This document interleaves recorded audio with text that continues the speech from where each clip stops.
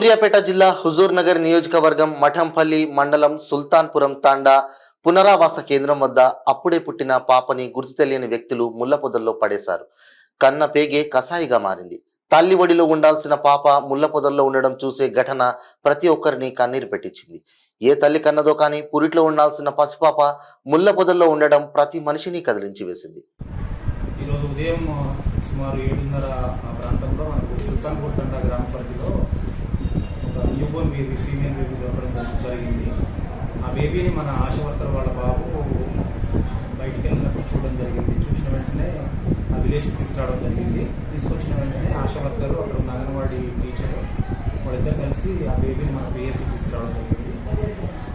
Baby ఇక్కడికి తీసుకొచ్చినాక నేను పరిశీలించినప్పుడు మనకు బేబీకి ఇంజురీస్ ఉన్నాయి. కొన్ని మనకు ఫారెస్ట్ ఏరియాలో పడేయడం వల్ల మనకు కొంచెం ఇంజురీస్ ఉన్నాయి. ఫేస్ మీద కానీ బాడీ మీద అబరేషన్స్, కండిషన్స్ అయి ఉంటాయి.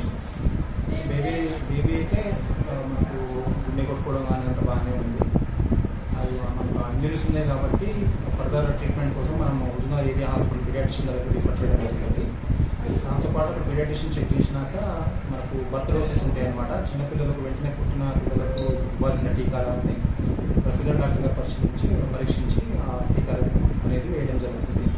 దాంతోపాటు మనకు ఐసిడిఎస్ ప్రాజెక్ట్ వాళ్ళు కూడా మన దగ్గరికి వచ్చి సంప్రదించడం జరిగింది. వాళ్ళకు ఆ డిపార్ట్మెంట్ వాళ్ళకు మనం బేబీని అప్పచెప్పాము. ఫర్దర్గా ఏమున్నా కానీ ఆ డిపార్ట్మెంట్ వాళ్ళు చూసుకోవాలి.